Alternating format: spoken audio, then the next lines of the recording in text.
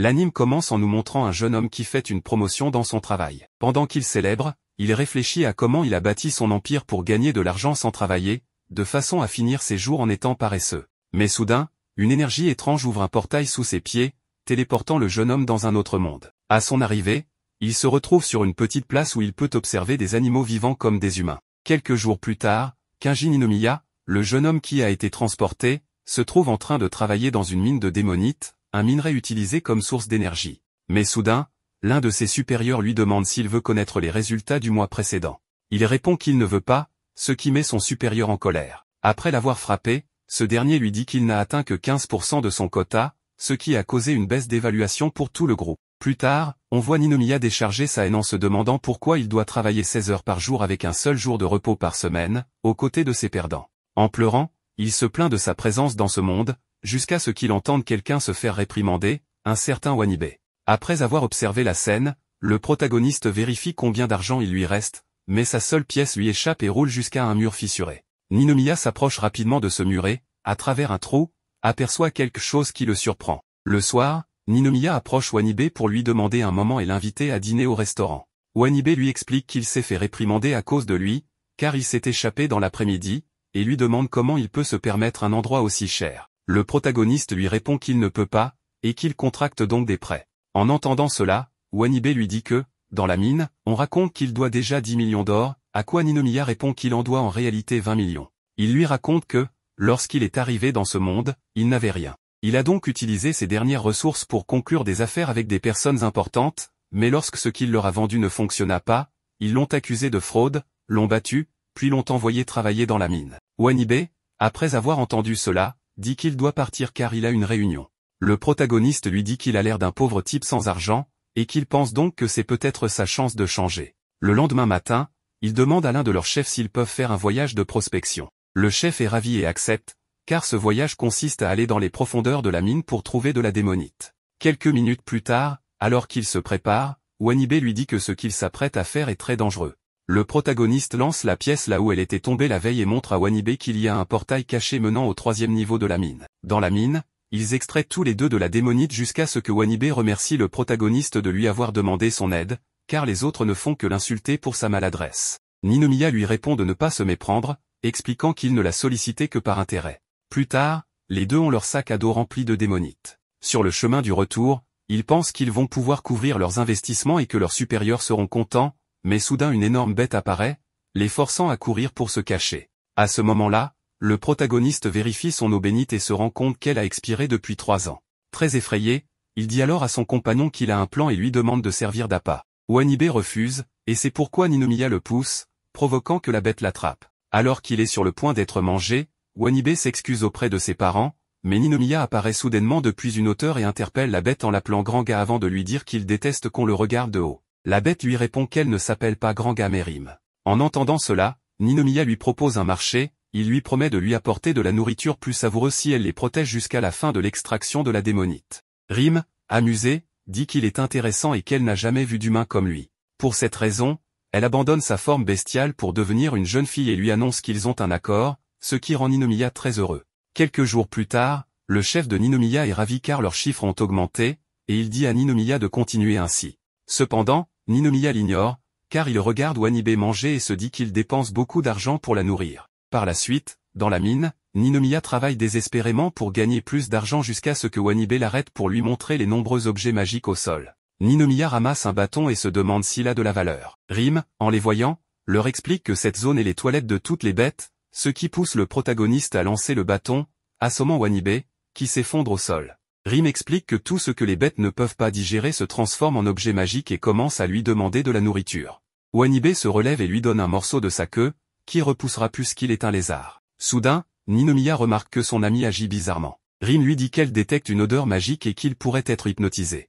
Le protagoniste se rend compte que le bâton permet de contrôler les gens, alors il décide de mettre tous ses camarades, y compris son chef, au travail. Plusieurs nuits plus tard, Ninomiya prend un bain en pensant à son devoir dans la mine. Il organise son groupe lorsque Wanibe lui dit que les travailleurs sont à bout et qu'ils sont proches d'un effondrement général. Il lui demande alors pourquoi il ne met pas fin à tout ça et s'excuse ensuite. En l'entendant, le protagoniste lui rappelle que s'ils se font découvrir, ils ne pourront plus gagner d'argent. Il ordonne alors à Rime de continuer à utiliser le bâton, mais celui-ci se brise, ce qui provoque le réveil de tout le monde qui reprend conscience et frappe le protagoniste pour les avoir fait travailler de cette manière.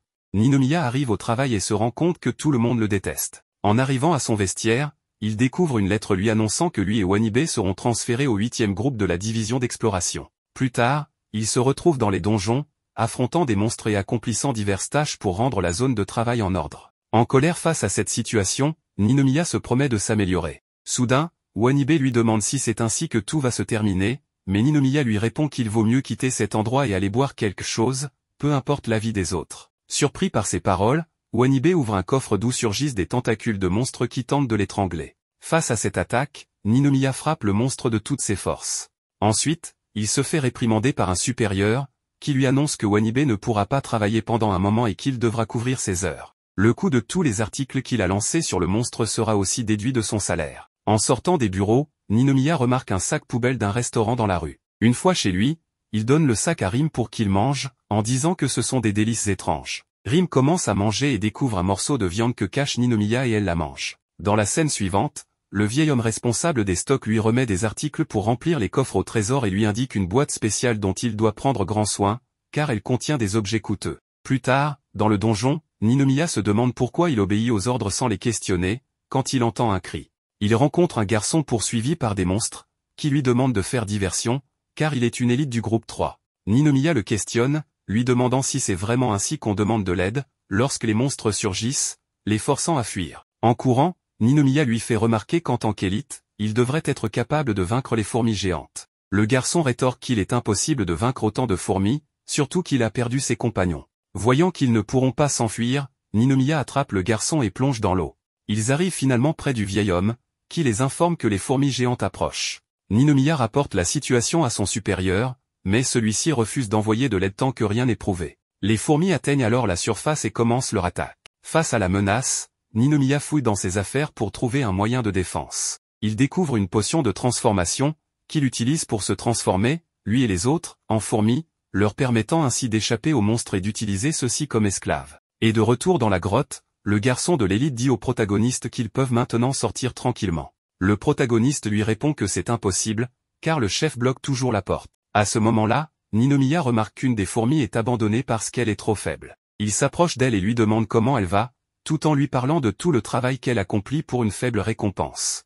Il parvient ainsi à la convaincre de le suivre. Peu à peu, le protagoniste réussit à persuader toutes les fourmis de le suivre pour se révolter contre leur reine. Pendant ce temps, dans la grotte, la reine des fourmis reçoit un rapport indiquant que sa production a chuté de 30%.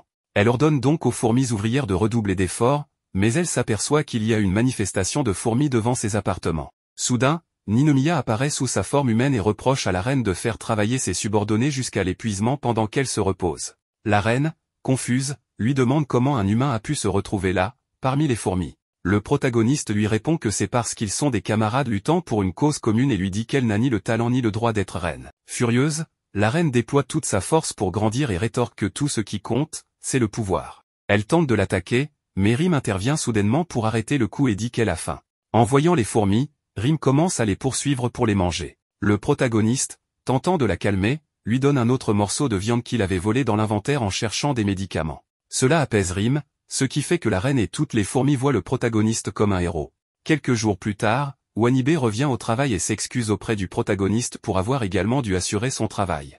Ninomiya lui répond de ne pas s'inquiéter, ce qui pousse Wanibe à lui demander pourquoi il est de si bonne humeur. Le protagoniste explique qu'on l'a félicité récemment pour avoir exterminé un tas de fourmis dans la grotte. Wanibe lui demande pourquoi il descend aussi souvent dans la grotte et raconte que, après les avoir laissés pour morts dans le donjon, ils n'ont reçu en récompense qu'une feuille de papier en sortant vivant. Cela pousse le protagoniste à réfléchir et à se dire que l'entreprise a besoin d'un leader comme lui, et il a donc lancé une organisation appelée Donjon of Black Company pour prendre le contrôle de la compagnie minière, Raizaha. Enfin, il invite Wanibe à se joindre à lui. Le lendemain matin, Shia est félicité par la chef, qui lui demande d'utiliser ses grandes compétences aux côtés d'un groupe de nouveaux talents prometteurs revenant d'un stage d'entraînement en entreprise. D'autre part, le groupe de recrues prometteuses, incluant Ninomiya et Wanibe, est envoyé dans la grotte et forcé de combattre des bêtes. Le protagoniste pense alors que ses plans de devenir un Nid sont ruinés, mais il prend son courage à deux mains et décide que sa vie ne va pas se terminer ainsi, alors il combat la bête. Le superviseur, voyant la situation, utilise un interrupteur pour faire disparaître les monstres et leur dit qu'il semble trop tôt pour qu'ils aillent dans une grotte.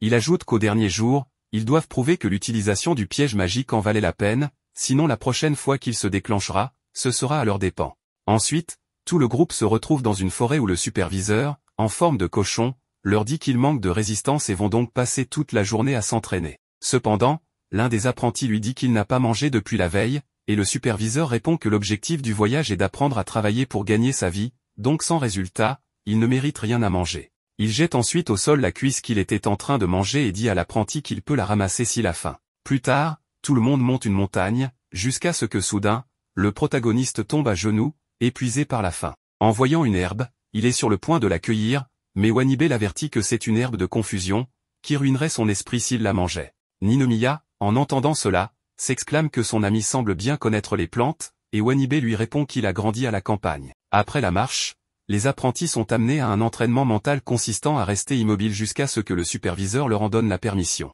Durant ce silence, le protagoniste se demande si c'est vraiment une épreuve de l'esprit, ce qui pousse le superviseur à le frapper, lui ordonnant de libérer son esprit. À la fin des épreuves, tout le monde se repose, mais le protagoniste remarque que Wanibe agit de façon étrange et constate que les seuls à résister à l'entraînement sont les elfes. Il commence donc à soupçonner que quelque chose de bizarre est en train de se produire. Par ailleurs, le superviseur savoure une coupe de vin en disant que le disque de lavage de cerveau qu'il est en train de jouer devrait affecter même les elfes, bien qu'ils aient des résistances magiques. Le lendemain, les apprentis sont forcés de creuser un grand trou sans possibilité de boire de l'eau. Dans le trou, Wanibe demande au protagoniste s'il ne trouve pas agréable de suer sous le soleil, ce qui est étrange. Après plusieurs jours d'entraînement et de lavage de cerveau, la chef de l'entreprise les félicite pour tout ce qu'ils ont appris. À la fin de son discours, le superviseur, en les raccompagnant au port, leur propose désespérément d'acheter une figurine coûtant 100 000 pièces d'or. Tous, y compris le protagoniste, en achètent plusieurs. Plus tard, sur le bateau,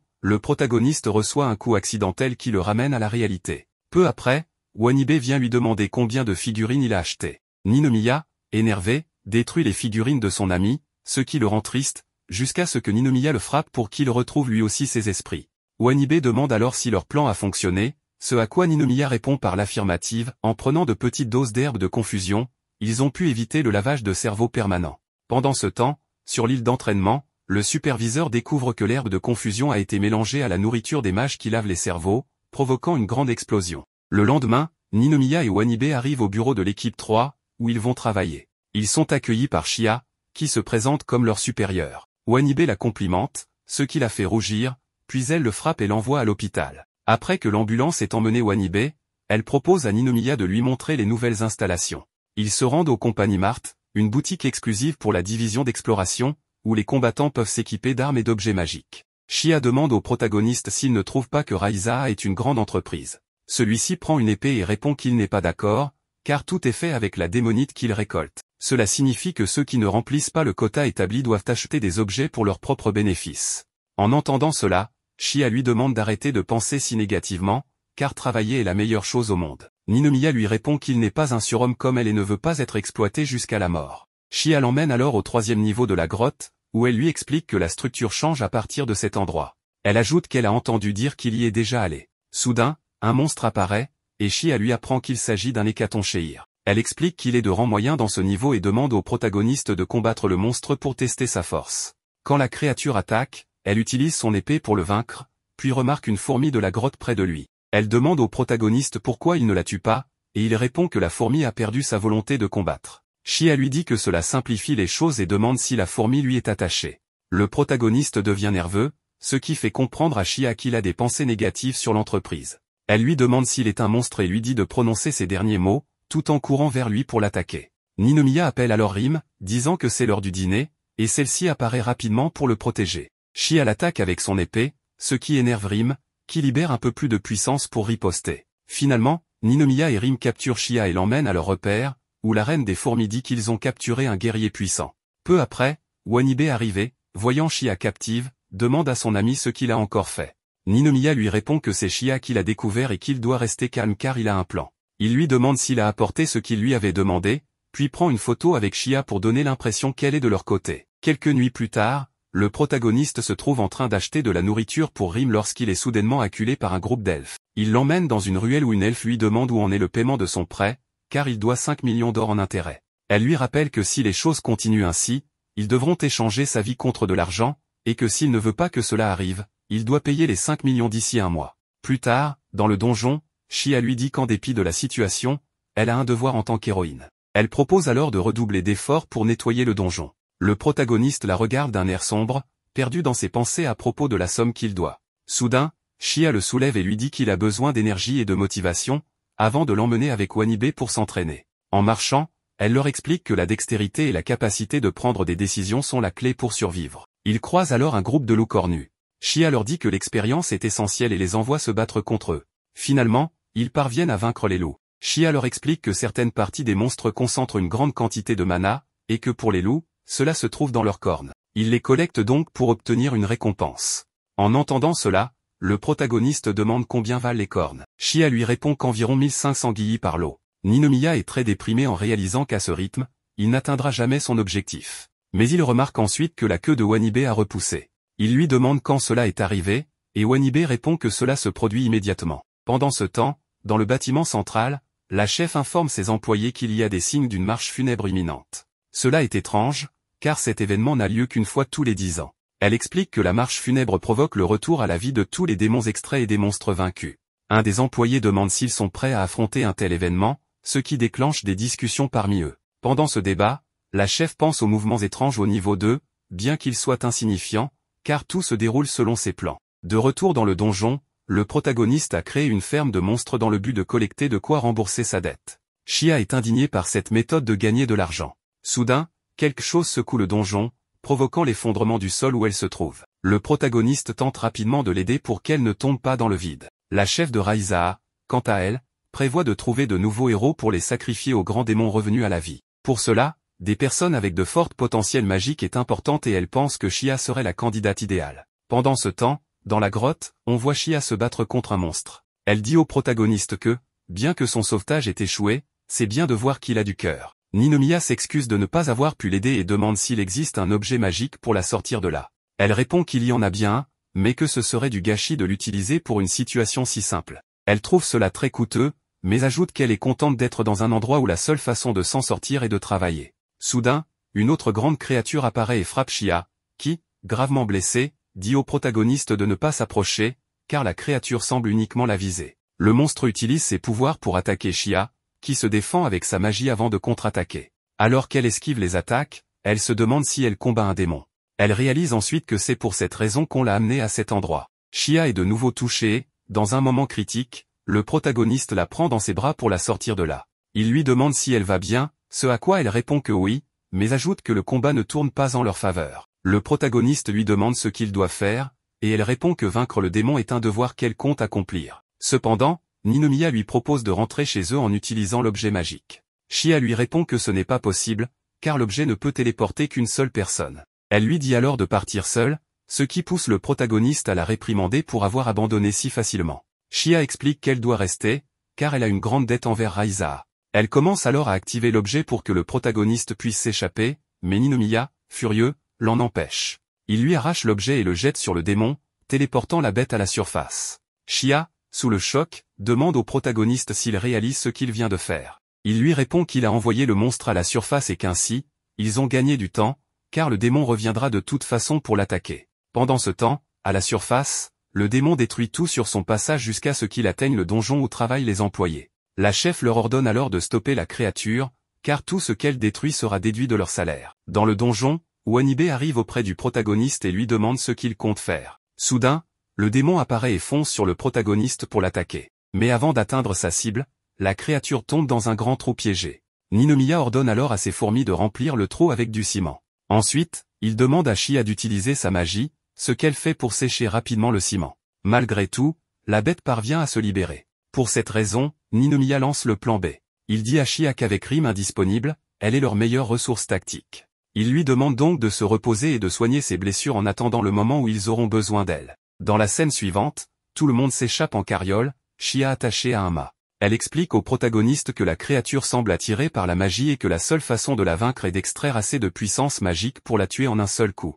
Ninomiya ordonne ensuite à ses fourmis d'exécuter le plan, ce qui permet de faire tomber le démon dans un trou rempli de glu issu de monstres. Ensuite, il dit à Wanibe que c'est le moment, car la glu est suffisamment dense, et Wanibe commence à brûler le démon. Cependant, la bête lance des attaques sans relâche, ce qui pousse Shia à sauver le protagoniste. Celui-ci lui dit qu'elle ne devrait pas risquer sa vie, mais elle, énervée, lui répond d'arrêter de minimiser les choses, car elle veut simplement accomplir son devoir et son destin. Ninomiya lui demande alors si sa manière rigide de penser est due à son père, surnommé le roi des aventures ratées. Shia lui demande comment il connaît son père, et Ninomiya répond qu'il a mené une enquête pour savoir à qui il avait affaire. Le protagoniste commence à raconter l'histoire de son père, et Shia partage que la vie de son père a ruiné son existence, ainsi que celle de sa mère, jusqu'à ce qu'elle commence à travailler pour Raiza. Elle lui confie que travailler correctement signifie faire partie de la société. Soudain, Ninomiya lui touche un sein pour tenter de la calmer, ce qui la pousse à le frapper. En se relevant, il lui dit qu'elle parle toujours de l'importance de la compagnie et du travail, mais que rien de cela ne vient de sa propre réflexion. Il affirme qu'elle laisse les autres contrôler ses pensées, ce qui fait d'elle une personne fragile. Elle tente de l'interrompre, mais il poursuit en expliquant que le travail n'est pas mauvais en soi, mais que son esprit est manipulé par des idées qui profitent à Raiza. Il lui dit qu'elle n'a pas besoin de risquer sa vie pour eux. S'approchant d'elle, il lui suggère qu'elle peut vivre comme elle le souhaite et qu'elle devrait se libérer de ses chaînes. Ces mots lui rappellent pourquoi son père était heureux avec ses aventures. Soudain, le protagoniste lui déclare qu'il va lui montrer ce que signifie vivre librement. Il crie de lancer le plan 3 et projette un artefact magique au plafond de la caverne. Cela provoque l'effondrement d'une partie de la caverne sur le démon, permettant à Shia de profiter de l'opportunité pour frapper la bête avec son épée. Le protagoniste célèbre alors la mort du démon, jusqu'à ce que celui-ci réapparaisse derrière lui. Mais Rim intervient, arrêtant le monstre. Elle dit à Ninomiya que c'est sa nourriture et qu'ils ne peuvent pas le manger sans sa permission. Rim utilise ensuite sa grande force pour éliminer définitivement le démon. Une fois la bataille terminée, Rim explique que ce démon était incomplet et qu'il était venu chercher de l'aide. Cette révélation laisse Ninomiya perplexe, mais il se réjouit qu'il soit au moins sain et sauf. Il propose alors d'aller fêter leur victoire. Cependant, une étrange lumière apparaît soudainement sous ses pieds, ouvrant un portail. Ce phénomène lui rappelle le jour où il a été téléporté dans ce monde. Puis, Ninomiya se réveille dans son ancienne chambre et commence à célébrer, pensant que tout ce qu'il a vécu n'était qu'un rêve. Il s'assied sur le canapé et allume la télé. Sur l'écran, il voit Rim, transformé en monstre, ravager toute la ville. Soudain, quelqu'un frappe à sa porte en criant, disant qu'ils savent qu'il est à l'intérieur et lui demandant de sortir. Pendant ce temps, dans les nouvelles télévisées, il remarque une journaliste devant son immeuble, expliquant qu'un homme, suspecté d'être lié au monstre, se trouve à l'intérieur. Terrifié, il crie qu'il ne sait rien, mais Rim apparaît soudain derrière lui, déclarant qu'elle a faim, et tente de le dévorer. Le protagoniste se réveille alors en sursaut, effrayé, et découvre Rim mordillant sa jambe. Une jeune fille entre alors dans la pièce,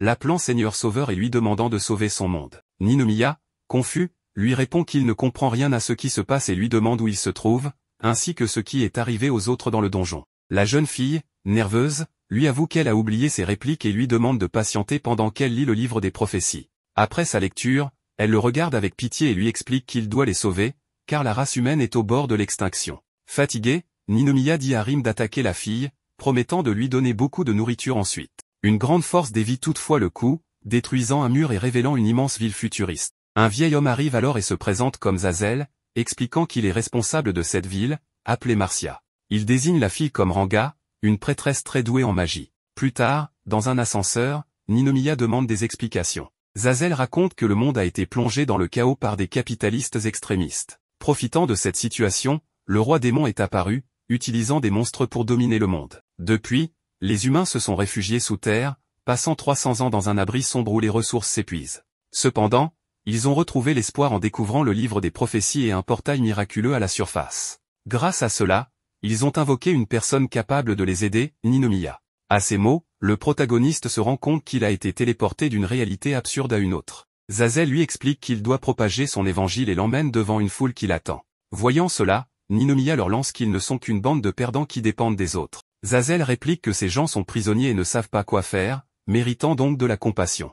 Il appelle de nouveau le protagoniste Seigneur Sauveur et le supplie de leur montrer la voie. Énervé, Ninomiya répond que c'est à eux de résoudre leurs propres problèmes. Zazel, en désaccord, lui affirme qu'il devra le faire pour eux. Il sort une arme et pointe le protagoniste en déclarant qu'il est impossible pour lui de refuser. Malgré cette menace, Ninomiya refuse de travailler pour eux.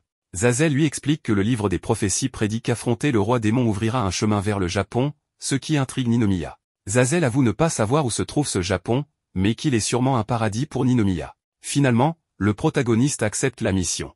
Lui et Rim apprennent que Ranga les accompagnera dans leur voyage. Ninomiya proteste, affirmant que la fille sera un fardeau, ce qui pousse Ranga à insister en essayant de le caresser. Et soudain, le protagoniste touche des parties du corps de Ranga avant de se rendre compte que Ranga est en réalité un mec. Zazel lui explique que le livre des prophéties mentionnait qu'un enfant doté de pouvoirs magiques devait devenir une prêtresse, et comme Ranga était la seule candidate, il n'avait pas eu d'autre choix. En sortant à la surface, Ninomiya aperçoit une statue détruite et réalise qu'il n'est pas dans un monde séparé, mais à Amuria, simplement dans le futur. Dans la scène suivante, les trois personnages traversent les rues abandonnées à moto jusqu'à ce qu'ils remarquent que Rim n'a plus de nourriture. Le protagoniste accélère pour arriver rapidement au château du roi démon, espérant éviter que Rim ne les dévore. À leur arrivée, Ninomiya planifie une entrée discrète, mais Ranga utilise soudain ses pouvoirs pour détruire la porte, provoquant la sortie d'un loup à 3 têtes depuis l'intérieur du château. Le loup déclare que ce château appartient à l'estimé assistant du chef de section de l'armée du roi démon.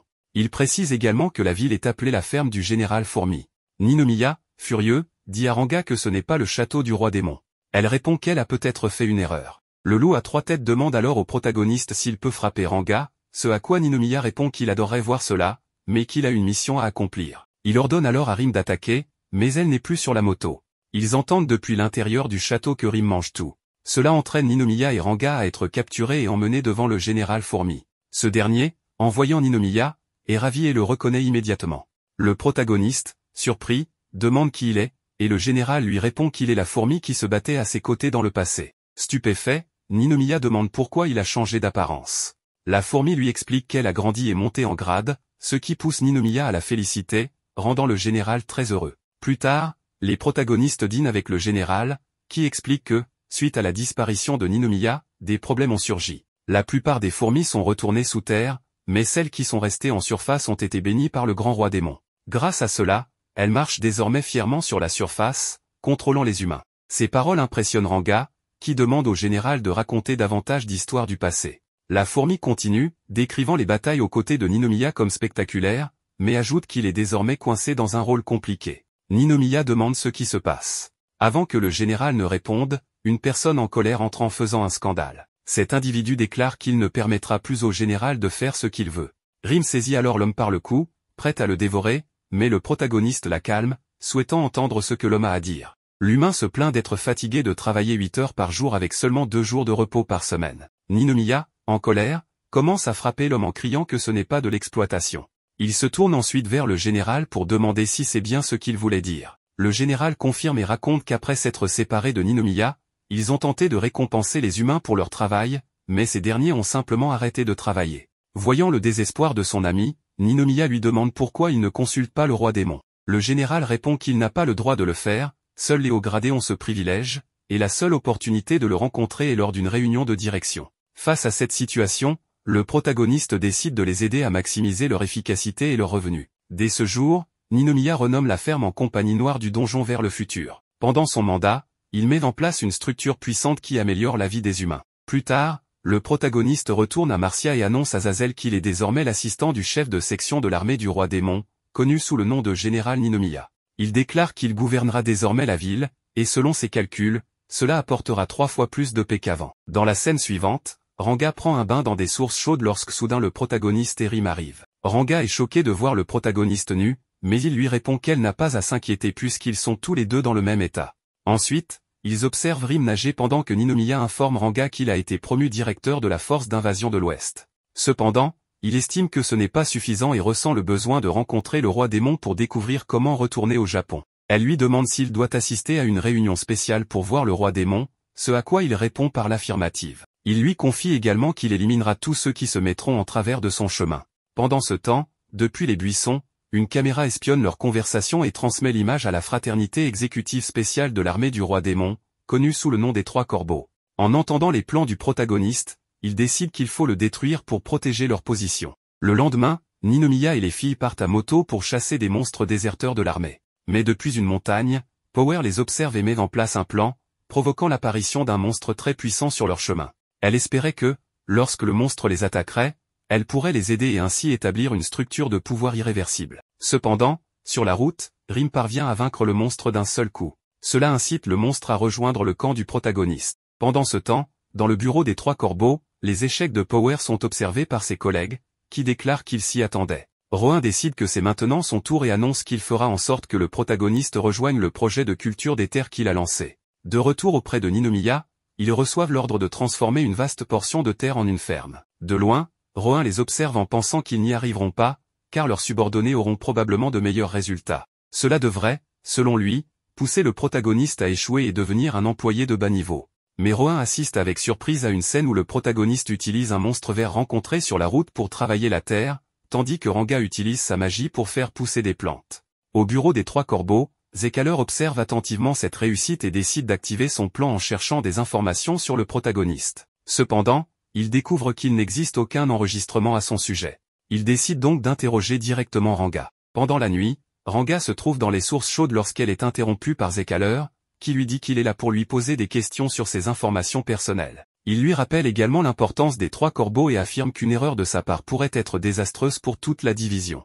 Ranga, effrayé, lui demande ce qu'il veut réellement. Alors répond qu'il veut qu'elle s'excuse devant sa caméra. Il dirige alors la caméra vers elle et lui demande de se lever et de retirer sa serviette pour ensuite déclarer qu'elle est désolée. Mais en voyant que Ranga est un homme, alors reste stupéfait, se demandant ce qui se passe en lui. Soudain, il est attaqué par Rim. Après cette tentative échouée, les trois corbeaux se retrouvent dans leur repère, débattant des raisons de leurs échecs. Mais ils entendent soudain la voix du protagoniste. À travers la caméra qu'ils avaient installée, il leur dit qu'il a apprécié les cadeaux qu'ils lui ont envoyés et que, grâce à eux, sa place dans l'armée du roi démon est désormais assurée. Enfin, il leur demande de nettoyer leurs chaises, car il prévoit de s'y asseoir. En entendant cela, Rohan propose de lui lancer la mission impossible. Ses collègues, surpris, lui disent que si le protagoniste réussit cette mission, les postes des trois corbeaux seront menacés. Power, en les écoutant, affirme que tant qu'ils travaillent ensemble pour faire obstruction, ils ne peuvent pas échouer. Elle ajoute qu'ils doivent simplement s'assurer que le roi démon ne découvre rien.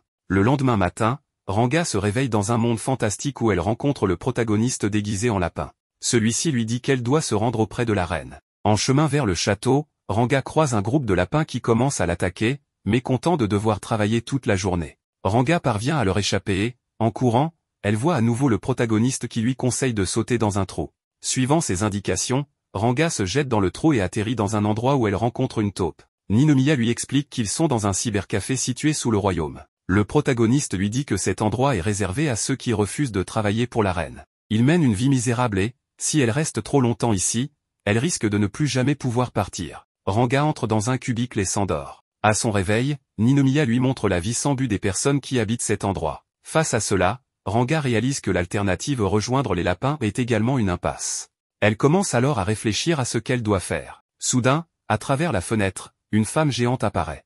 Il s'agit de la reine, qui s'adresse à Ranga et lui reproche son retard. Elle se présente comme Belza, l'ancêtre de Ranga, et exprime son désir de la rencontrer. Cependant, Ranga lui répond qu'elle n'a aucune envie de la voir. Elle lui reproche les difficultés qu'elle a endurées à cause d'elle, notamment parce qu'elle est une descendante de la sorcière qui a provoqué l'effondrement du monde. Ranga explique que cet événement a brisé ses parents, qui en sont morts de chagrin. Belza lui demande si elle se souvient de la manière dont elle a été persécutée à cause de ses origines, ce qui l'a obligée à vivre dans une ville apathique tout en cachant son secret. Ranga confirme qu'elle s'en souvient et la reine l'invitait à rester auprès d'elle. Ranga refuse, se disant à elle-même qu'elle doit se réveiller, car elle est prisonnière de son propre rêve. Belza lui rétorque qu'il est trop tard. Elle l'accuse d'avoir fui toute sa vie et lui conseille d'accepter que le monde n'a pas besoin d'elle. À cet instant, le protagoniste déguisé en lapin réapparaît et lui recommande d'abandonner. Mais soudain, le véritable Ninomiya apparaît dans le rêve. Il reproche à la reine de l'opprimer et se tourne vers Ranga pour lui donner un coup de tête, afin de la réveiller. De retour dans le monde réel,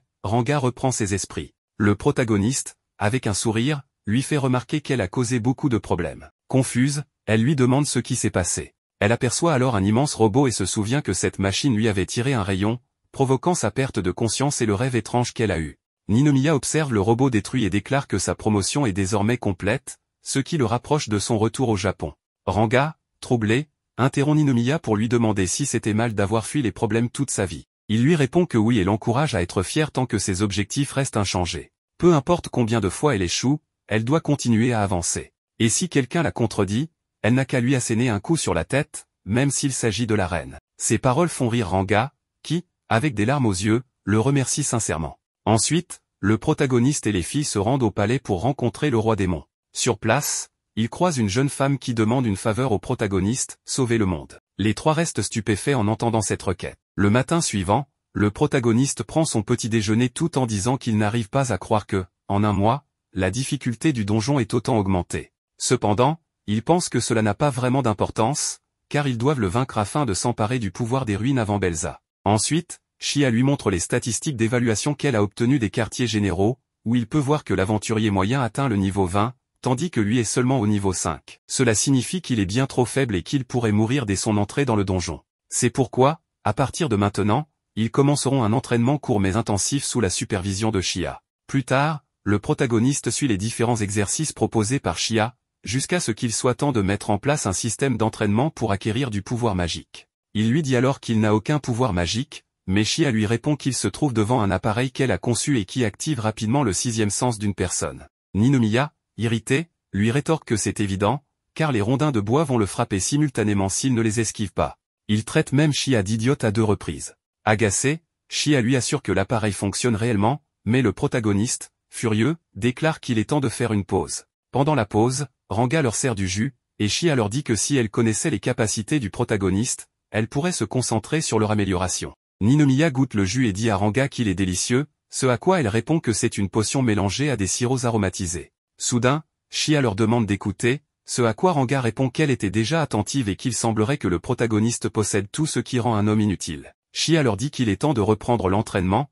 ce qui irrite le protagoniste, qui lui dit que sa machine ne peut pas lui conférer de pouvoir magique. Chia lui répond qu'il n'a pas bien écouté, car elle n'a jamais dit que la machine lui donnerait des pouvoirs, mais plutôt qu'elle lui permettrait de ressentir l'énergie magique. Ninomiya, perplexe, lui demande ce qu'est exactement le pouvoir magique. Chia lui explique que c'est ce que l'on obtient en transformant le mana ambiant en une force ayant un effet tangible sur le monde. Puis, elle lui demande pourquoi il pose des questions aussi élémentaires. Le protagoniste, toujours curieux, l'interroge sur la manière d'augmenter sa force physique avec du pouvoir magique. Chia lui explique que cela permet d'atteindre des niveaux de puissance impossibles dans un autre monde et lui fait une démonstration de ses propres capacités. Voyant cela, le protagoniste réalise qu'ils sont peut-être semblables, mais que tout est différent de son monde d'origine. Il commence à se dire qu'il est probablement la personne la plus faible de cette planète. Plus tard, Ninomiya, déprimé, se trouve dans un bar où il confie à son ami qu'il a cru, l'espace d'un instant, qu'il pourrait accomplir des exploits de monde fantastique. Il se lamente sur le fait qu'il ne peut pas retourner chez lui et se demande pourquoi son bonheur lui échappe si facilement.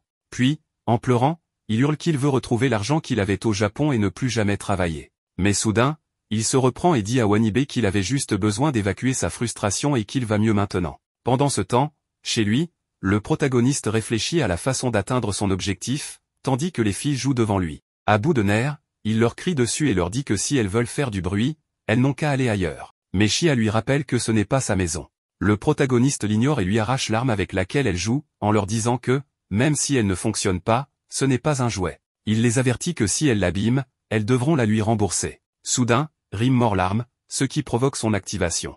Un message retentit, annonçant que l'arme a absorbé suffisamment de mana pour se restaurer. Après s'être réinitialisée, elle reconnaît le protagoniste comme humain et lui déclare qu'elle éliminera tout ennemi qui l'attaquera. Cependant, il doit d'abord donner un mot de passe pour désactiver les mesures de sécurité. Le protagoniste tente alors un 2, 3, 4, 5, 6, mais cela ne fonctionne pas. Il explique aux filles que, dans son monde, c'est l'un des mots de passe les plus utilisés. Ensuite, il essaie QWERTY, qui fonctionne et déverrouille l'arme. L'arme lui demande ensuite de finaliser l'enregistrement en déclarant son nom, ce qui activera définitivement son système. Plus tard, tout le monde se retrouve dans le donjon. Le protagoniste annonce que leur priorité est de rattraper les familiers de Belza et d'en profiter pour affronter le gardien du 5e niveau. Il semble que les monstres y soient particulièrement puissants. Alors qu'ils élaborent un plan, 2 monstres surgissent. Chia prend immédiatement les choses en main et organise le groupe pour le combat. Le protagoniste leur demande de le laisser faire et utilise son arme pour éliminer les monstres en un seul tir. Ninomiya, émerveillé par la puissance de l'arme, commence à tirer sur les murs en criant qu'il est invincible. Mais, alors qu'il tente un autre tir, il se rend compte que l'arme ne fonctionne plus, ce qui le rend triste. Soudain, l'arme annonce qu'elle a détecté une situation dangereuse et active son protocole d'urgence. Une grande lumière émane d'elle, absorbant le mana environnant. Paniqué, le protagoniste la jette loin de lui. Mais l'arme revient instantanément dans ses mains et lui ordonne de ne plus la rejeter. Il se rend alors compte que, en aspirant le mana autour d'elle, l'arme a littéralement détruit les vêtements de tout le groupe. Kurtz, qui observait la scène, aide les autres à retenir le protagoniste et lui dit qu'il a atteint ses limites. Ninomiya, résigné, demande à Wanibe s'il a une autre arme à lui donner pour se défendre. Wanibe lui tend une dague, mais l'arme tire immédiatement dessus et leur annonce qu'elle est déjà la meilleure arme possible. Furieux, le protagoniste lui crie qu'il va la vendre comme un vulgaire déchet. En réponse, l'arme déclenche un compte à rebours pour son autodestruction. Terrifié, Ninomiya se met à courir et lui promet qu'il trouvera un moyen de bien l'utiliser, mettant ainsi fin au compte à rebours. Dans la scène suivante, le groupe de Ninomiya et celui de Kurtz arrivent dans un endroit où très peu de personnes osent entrer. Soudain, l'un des individus présents leur raconte qu'il y a longtemps, un aventurier et son compagnon sont entrés dans ce donjon pour sauver l'amante du héros des griffes d'un dragon. Malgré le fait que le héros ait réussi à vaincre la bête, son compagnon a été poignardé dans le dos par un mage, ce qui a conduit à l'emprisonnement du héros. Ce dernier est mort, rongé par le désespoir. Depuis ce jour, son fantôme hante le donjon. Le protagoniste, en entendant cette histoire, affirme que c'est impossible, mais il est soudain attaqué par des aventuriers zombies. Pendant l'affrontement, Elfman, un allié de Kurtz, est mordu par un ennemi et se transforme à son tour en zombie. Peu après, les ennemis battent en retraite, ce qui pousse Shia à demander à Ninomiya s'ils doivent les poursuivre. Cependant, elle remarque alors que le protagoniste a disparu, ne laissant derrière lui que ses sous-vêtements. Rim affirme pouvoir sentir l'odeur de Ninomiya et pointe du doigt un mur qui, une fois frappé, disparaît pour révéler un passage secret. Tout le groupe décide alors d'y descendre. À la fin du passage, ils découvrent une usine de potions illégales où travaillent des zombies. En les observant, Ranga explique qu'ils sont sous l'effet d'un sort basé sur des mots et que le simple fait d'entendre leur murmure donne envie de les rejoindre. Elle indique ensuite que la source de cette magie provient d'une pancarte écrite dans une langue inconnue. Kurtz demande si la détruire ramènera tout le monde à la normale, ce que Ranga estime probable. Le groupe décide alors de feindre être ensorcelé afin de s'infiltrer parmi les travailleurs. Pour s'approcher de la source de magie, Shia prétend avoir besoin d'aller aux toilettes, mais le superviseur lui répond que cela retardera la production et qu'elle doit se contenter d'une bouteille. Furieuse, elle brise la bouteille, ce qui pousse Kurtz à lui reprocher de ruiner leur plan. En conséquence, tous les ennemis les encerclent, mais face à cette situation, ils optent pour le combat. Ranga, étant la plus rapide, a pour mission d'atteindre la pancarte et de la détruire. Le plan fonctionne, une fois la pancarte détruite, tous les zombies retrouvent leur forme humaine. Wanibe se demande alors où se trouve le protagoniste, et Rim lui indique un autre passage, expliquant qu'elle perçoit son odeur. En marchant, Ranga lui demande quelle est sa relation avec Ninomiya, ce à quoi Rim répond qu'au début, il était simplement sa nourriture, mais qu'à présent, elle apprécie passer du temps avec lui. Quelques instants plus tard, ils arrivent devant une grande porte. Rim affirme que le protagoniste se trouve derrière. Shia la détruit sans hésitation et il découvre Ninomiya en train de frapper le mage de la légende qui l'avait enlevé. Wanibe demande s'il s'agit du héros qui a été trahi par le mage et s'interroge sur la raison pour laquelle ce dernier est toujours en vie. L'esprit du héros répond que c'est une longue histoire, mais Ninomiya lui demande de la raconter. Le mage commence alors son récit. Il y a des siècles, il travaillait avec un épéiste insupportable et égoïste, qui avait accepté un contrat pour sauver une jeune femme des griffes d'un dragon sans même poser de questions. Finalement, c'est le mage qui a dû affronter le dragon, tandis que l'épéiste s'est contenté d'apparaître comme le sauveur. Se sentant trahi, le mage a utilisé un sort de barrière pour enfermer l'épéiste dans le donjon. Cependant, l'épéiste brisa la barrière par la force et le mage fut considéré comme un traître. C'est pourquoi il dut travailler dans le donjon jusqu'à sa mort. Après avoir écouté cette histoire, Ninomiya lui fait remarquer qu'il est toujours un esprit vengeur et qu'il a même acquis une nouvelle forme. Le mage lui répond qu'à son retour, il avait décidé de faire souffrir les humains comme il avait souffert lui-même. Wanibe rétorque qu'il comprend son point de vue, mais ne voit pas le lien avec l'enlèvement du protagoniste. L'esprit explique alors que Ninomiya dégage une aura similaire à celle de l'épéiste qui l'a trahi. C'est pourquoi il ressentait le besoin de lui laver le cerveau. Toutefois, Ninomiya lui a fait voir les choses autrement, et il a désormais décidé de sortir à la surface pour faire travailler tout le monde jusqu'à l'épuisement. En entendant cela, le protagoniste lui répond que les drones d'entreprise existent déjà et qu'il force les gens à travailler jusqu'à en mourir. Le mage, surpris, réalise alors qu'il n'a plus aucun remords. Il commence à disparaître tout en s'excusant d'avoir causé des ennuis. Juste avant de s'évanouir complètement, il révèle sa véritable apparence de femme et dit à Ninomiya que les derniers moments passés avec lui ont été formidables. Plus tard, on retrouve Ninomiya en train de se plaindre auprès de la gérante d'une boutique dans la forteresse. Il affirme que les vêtements qu'il vient d'acheter sont défectueux et exige une réduction.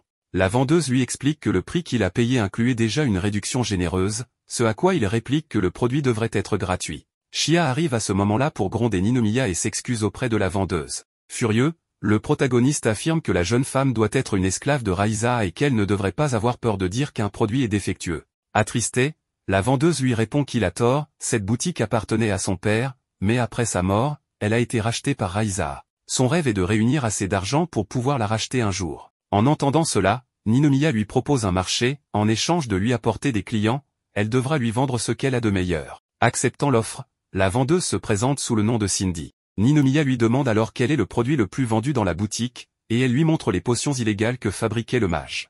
Raisa l'a forcé à toutes les acheter. Voyant que les fioles ne portent aucun nom, le protagoniste décide de les appeler vaches mortes et commence à les promouvoir auprès des aventuriers de la caverne. Grâce à cette stratégie, la boutique attire une foule de clients. Cindy, étonnée, lui demande comment il a fait. Ninomiya lui explique qu'en plus du nouveau nom, il a ajouté un additif qui rend les consommateurs accros. Cindy, horrifiée, lui dit que c'est terrible, mais Ninomiya lui ordonne de se taire. Il ajoute que les clients sont des dieux, et en riant, il se proclame lui-même un dieu supérieur. Soudain, des agents font irruption et annoncent que la vente de la potion vache morte est interdite en raison de ses effets hypnotiques dépassant les limites autorisées. Le protagoniste, furieux, leur répond que ces potions ont été préparées par des employés contrôlés par un mage fantôme et que quelques résidus de magie ont peut-être été mélangés par accident. Il insiste sur le fait que ce n'était pas intentionnel, car il cherchait seulement à réduire les coûts de l'entreprise. L'agent lui répond que cela ne change rien et qu'il devra donner des explications au bureau des autorités. Ninomiya se tourne alors vers Cindy et lui dit qu'il ne peut rien faire de plus, et qu'à partir de maintenant, c'est à elle de gérer la situation. Chia, choquée, s'approche de lui et lui reproche de fuir comme un lâche. Elle insiste sur le fait qu'il devrait aider Cindy. Mais le protagoniste rétorque que Cindy doit apprendre à surmonter cette épreuve toute seule. Peu après, le groupe atteint le 4e niveau du donjon. Devant l'immense forêt qui s'étend devant eux, Ninomiya n'en revient pas, ils sont toujours dans le donjon. Nous voyons que Rim est perdu dans ses pensées et se remémore sa sœur Majin. Pendant ce temps, Ninomiya et quelques autres fuient un dinosaure pour sauver leur vie. Ninomiya sort alors une arme de sa poche et immobilise le dinosaure avec un liquide visqueux, permettant ainsi à Chia de l'éliminer. Les ouvriers présents remercient Ninomiya de les avoir sauvés. Ranga demande à Ninomiya qui sont ces gens, et il lui répond qu'ils sont des ouvriers de Belza. Ils sont désormais piégés au 4e étage, et le passage vers le 3e étage est également bloqué. Ninomiya leur demande ce qui s'est passé au 5e étage, et les ouvriers expliquent que les gardes du corps y combattaient des monstres. Cependant, un tremblement de terre a éclaté, les forçant à fuir, laissant les gardes derrière eux. Les ouvriers racontent également qu'il y a 2 énormes monstres terrifiants devant la porte du 5e étage, si puissants que personne n'a encore trouvé un moyen de les vaincre. Chia commence alors à se douter que quelque chose se passe dans le donjon sans qu'ils en aient connaissance. En poursuivant leur mission, ils rencontrent à nouveau des dinosaures. Alors que Ninomiya s'apprête à dégainer son arme, des chiens sauvages surgissent et attaquent les dinosaures, suivis de fourmis qui passent par là. Soudain, une jeune fille tenant Majin dans ses bras apparaît et dit à Ninomiya qu'elle s'est beaucoup inquiétée depuis sa disparition. Les ouvriers demandent alors si cette fille et l'enfant sont la femme et l'enfant de Ninomiya, ce qui met Chia en colère. Elle saisit le col de Ninomiya, probablement jalouse. À ce moment-là, la fille change d'apparence et devient la reine fourmi, que Ninomiya reconnaît immédiatement. Dans une pièce, ils discutent, et Ninomiya demande à la reine fourmi comment elle a appris à changer d'apparence. Elle explique que, récemment, les fourmis étaient chassées, et qu'en apprenant à se métamorphoser, elle a pu éviter d'être capturée. Sous sa forme humaine, elle peut désormais porter Majin plus facilement. Lorsque Ninomiya lui demande pourquoi elle a pris Majin avec elle, la reine fourmi répond qu'elle l'a trouvée inconsciente dans le donjon. Depuis la disparition de Ninomiya, le donjon a subi de nombreux changements, l'amenant à décider de quitter l'endroit avec son groupe. C'est à ce moment-là qu'elle a trouvé Majin évanouie. D'abord effrayée, elle a fini par la trouver mignonne et a décidé de la sauver. Elle révèle ensuite que Majin est directement connecté au donjon, si elle tombe malade, de graves problèmes peuvent survenir. Rim avait quitté le donjon à la recherche de nourriture, et c'est à ce moment-là que Majin est né. Maintenant que Majin est affaibli, le donjon est en danger. Si elle retrouve la santé, le donjon reviendra à son état normal. La reine fourmi supplie donc Ninomiya de la sauver. Cette nuit-là, Ninomiya réfléchit sur le balcon, cherchant un moyen d'aider Majin. À ce moment-là, Rim revient avec une patte de dinosaure coupée et tente de la nourrir, mais Majin repousse sa main avec colère et se met à pleurer. Rim demande alors à la reine fourmi de la prendre dans ses bras, mais Majin, toujours furieuse, la mord à la tête. Elle semble toujours en colère contre Rim pour l'avoir battu une fois auparavant. Plus tard dans la nuit, Ninomiya retrouve Rim assise seule. Elle lui confie qu'elle a toujours voulu voir le monde extérieur, mais qu'elle ne savait pas que cela provoquerait autant de bouleversements. Elle pense que Majin est devenu faible à cause d'elle et demande à Ninomiya de l'aider. Il accepte de la sauver. Le lendemain, Ninomiya rassemble tout le monde pour continuer à explorer le donjon et entreprendre sa reconstruction. Pendant ce temps, des monstres cochons harcèlent des lapins, mais lorsqu'une rivière déferle sur eux, les lapins deviennent gigantesques et puissants, éliminant les monstres. Ce phénomène est en réalité orchestré par Ninomiya et son équipe dans le cadre de leur mission de reconstruction du donjon. Chez eux, Majin cause du souci à Rim en pleurant sans arrêt. Elle ne sait pas comment la calmer. Lorsqu'elle la prend dans ses bras, elle se rend compte qu'elle a une forte fièvre. Elle essaie de la rafraîchir en appliquant de la glace sur son front, mais la chaleur corporelle de Majin fait fondre la glace instantanément. Comme il n'y en a plus, Rim part en chercher dans les montagnes enneigées, malgré le froid intense. Pendant ce temps, Chia, vêtu d'une tenue de lapin femelle, court poursuivi par des lapins mâles. De son côté, Rim parvient à ramener de la glace, mais Majin est si brûlante que la glace fond progressivement sans que son état ne s'améliore. Finalement, Rim lui donne des herbes médicinales. D'abord réticente, Majin finit par faire confiance à Rim et les avale, ce qui améliore son état. De son côté, Ninomiya et son équipe atteignent un étang où ils tentent de localiser un monstre caché. Avec l'aide des Slims, ils assèchent entièrement l'eau, mais ne trouvent aucune trace du monstre. Soudain, une énorme araignée émerge du sol et les attaque, poussant Chia et Ninomiya à riposter. À la maison, Rim dort paisiblement, et Majin la réveille. Majin est maintenant totalement guéri et devient ami avec Rim, ce qui réjouit Rim. Quand Ninomiya revient, Rim lui annonce que Majin est rétabli. Il décide alors de lui donner un nouveau nom. Rim propose Sky car la première chose qu'elle a vue en sortant du donjon était le ciel, qu'elle a trouvé magnifique. Désormais, Majin s'appelle Sky. Mais soudain, son état empire de nouveau, et personne ne comprend ce qui se passe. Alors qu'il se demande pourquoi cela se produit, la porte d'une grotte se brise soudainement, et des gardes du corps apparaissent en train de combattre des monstres. À ce moment-là, leur chef se lève et ordonne à ses soldats de continuer à se battre contre les monstres, affirmant qu'il est prêt à donner sa vie pour Belza. Juste au moment où un monstre est sur le point de l'attaquer, Ninomiya intervient pour le sauver, et Rim tue ensuite le monstre. L'équipe de Ninomiya parvient à sauver tous les gardes du corps et continue sa mission. Le chef des gardes du corps de Belza, Alès, propose de les assister, mais Ninomiya lui donne une gifle en lui disant qu'il ne doit pas dépendre des autres pour gagner. Cependant, impressionné par son esprit combatif, Ninomiya lui tend ensuite la main en signe d'amitié. Ils deviennent alors amis et, ensemble, ils éliminent un grand nombre de monstres. À ce moment-là, Alès demande à Ninomiya pourquoi il les aide. Ninomiya répond qu'il ne fait pas cela pour eux, mais pour sauver son ami Sky. Ils arrivent ensuite à un endroit où de nombreux démons sont en train d'émerger. En voyant Alès, Ninomiya réalise qu'il n'aurait pas dû lui donner une gifle plus tôt. Il attrape alors son visage pour lui présenter ses excuses,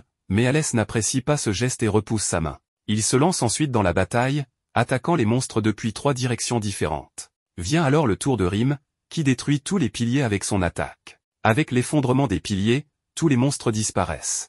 Alès complimente les talents de leader de Ninomiya. C'est alors qu'une fourmi arrive avec une nouvelle, l'état de santé de Sky s'est amélioré, et le chemin vers le 6e étage est désormais ouvert. Ninomiya demande alors à tout le monde de rester en arrière et avance seul. Cela inquiète ses compagnons, qui craignent qu'il prenne tous les risques à lui seul. Voyant cela, Chia commence à pleurer, bouleversé par le fait que Ninomiya se sacrifie pour les autres. Mais en réalité, Ninomiya a une autre intention que personne ne connaît encore. Il pose sa main sur un mur et commence à absorber toute l'énergie magique. Il révèle alors qu'il avait déjà exploré le 5e étage et découvert que la puissance des démons provient des piliers. Il réalise également à quel point le portail renferme une immense puissance. Les pouvoirs de Ninomiya augmentent considérablement, et il avoue avoir manipulé tout le monde pour arriver à ses fins. Maintenant qu'il a acquis l'énergie du donjon, il l'utilisera à son avantage. Grâce à ses nouvelles capacités, il ressuscite les monstres, qui commencent à attaquer la ville. Lady Belza observe tout cela. Peu après, Ninomiya arrive sur un dragon et révèle qu'il a volé les pouvoirs de la créature. Il tend alors une lettre de démission à Belza et lui donne des démonites pour solder sa dette. Furieuse, Lady Belza lui lance un cristal, mais cela ne l'affecte pas du tout. Il s'envole ensuite sur son dragon. 3 mois plus tard, Ninomiya a pris le contrôle total du donjon et fait activement la promotion de ses ressources à travers des publicités télévisées et du marketing. Personne n'aurait imaginé qu'un donjon pourrait être utilisé de cette manière. Ninomiya gère désormais une énorme entreprise, et Ranga lui apporte le rapport des ventes de la semaine dernière, qui montre une croissance exponentielle. Ninomiya veut maintenant racheter tous les donjons, les réactiver et les exploiter à son profit. Il explique à Ranga que Belza avait commis une erreur en se contentant d'exploiter les ressources du donjon sans réfléchir à son véritable potentiel. Il projette alors un écran et révèle qu'il a lu tous les manuels, ce que Belza n'avait jamais pris le temps de faire. D'après les instructions, un donjon devient inactif s'il ne peut pas absorber d'énergie magique de l'extérieur. Plus il y a de visiteurs, plus l'entreprise peut extraire de démonites et générer des profits. Pendant ce temps, Belza organise une réunion avec son équipe, mais la valeur marchande de son entreprise continue de chuter à cause de Ninomiya. 3 de ses conseillers discutent de la façon de lui donner une leçon, mais soudain, Ninomiya défonce le mur et propose à Belza de rejoindre son entreprise. Belza refuse catégoriquement et menace de l'éliminer. Quelques jours plus tard, Ninomiya a pris le contrôle de tout, plongeant l'entreprise de Belza dans de lourdes pertes. La reine fourmi annonce que Ninomiya possède désormais plus de 50% des parts de marché, et il est sur le point de dominer complètement l'industrie. Il décide de fermer toutes les entreprises de Raiza et utilise désormais des monstres pour assurer les livraisons. L'entreprise de Cindy prospère également grâce à Ninomiya, et elle en est ravie. Pendant ce temps, Belza voit son entreprise sombrer peu à peu dans la faillite. De son côté, Wanibe a mené des recherches approfondies sur la démonite, ce qui satisfait grandement Ninomiya. Wanibe est heureux de travailler avec lui, mais une seule personne a refusé de rejoindre Ninomiya, Miss Shia. Elle travaille toujours chez Raizawa, mais reste impressionnée par les progrès de Ninomiya. Ninomiya prononce alors un discours devant tout le monde, annonçant qu'à partir d'aujourd'hui, humains et monstres coexisteront. Ce sera le modèle commercial de la Black Dungeon Company, et désormais, les aventuriers ne chasseront plus les monstres. Tout le monde acclame cette idée et se prépare à travailler sous ses ordres. Pendant ce temps, Belza est assise dans un bar, buvant de l'alcool, désespérée par sa défaite face à Ninomiya et la chute de son entreprise. Dans un accès de rage, elle brise son verre et sort précipitamment. Son ami la suit, et en chemin, elle croise Ranga, qui lui rappelle qu'elle a perdu face à Ninomiya et qu'elle n'aura plus jamais accès au pouvoir du donjon. Ranga l'accuse de ne jamais avoir fait confiance ou aimé qui que ce soit, et de n'être qu'une femme cruelle. Belza, ne comprenant pas pourquoi il lui dit cela, lui lance son sac au visage. Ranga le repousse avec son bâton, et le sac lui revient en pleine figure. Avant de partir, Ranga conseille à Belza de changer d'attitude. À ce moment-là, le sac de Belza s'ouvre et elle voit un document sur Shia. Au lieu d'essayer de prendre un nouveau départ, elle essaie de trouver un moyen d'exploiter Shia, qui refuse obstinément d'abandonner l'entreprise pour laquelle elle a consacré toute sa vie.